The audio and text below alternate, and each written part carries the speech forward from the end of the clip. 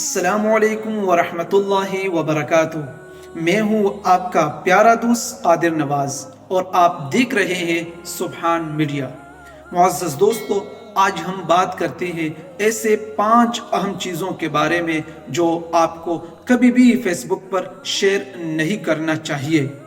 Face بک کا استعمال آج کل کے اس دور میں اتنا عام ہو چکا ہے کہ ہر کوئی، چاہے مرد ہو یا عورت، بوڑھا ہو یا جوان، بچہ ہو یا باپ، ہر کوئی فیس بک کے استعمال میں مبتلا ہے۔ لیکن فیس بک جیسا کہ ان کے کئی مثبت فوائد ہیں، وہی ان کے منفی پہلو بھی ہے۔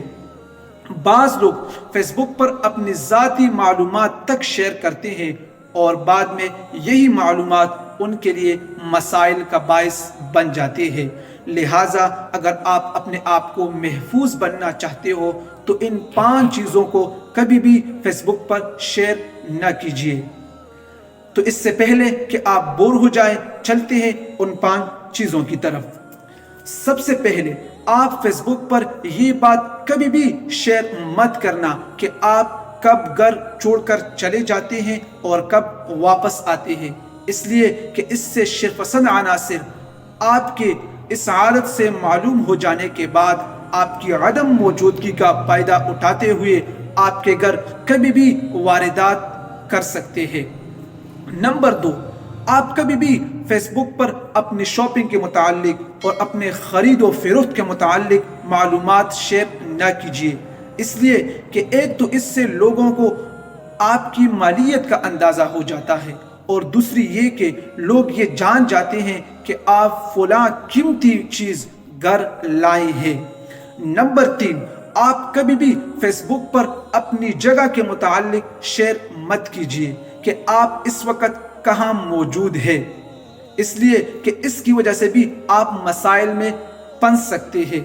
لہٰذا آپ ہر وقت اپنے سوشل اکاؤنٹ پر، اپنے فیس بک پر اپنے لوکیشن کی آپشن کو آف کیجیے، ان کو آن کبھی بھی مت کرنا۔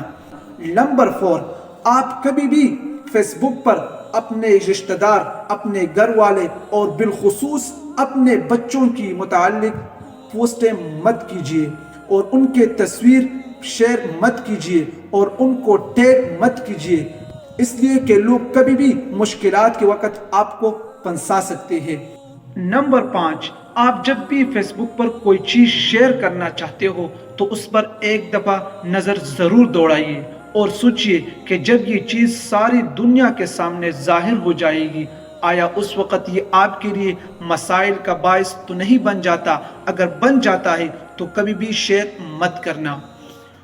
معزز دوستو، امید کرتا ہوں کہ آپ لوگ ان چیزوں کے بارے میں احتیاط ضرور کریں۔ مزید اچھی ویڈیو کے لیے ویٹ کیجیے، تب تک کے لیے اتنا ہی۔ خدا حافظ۔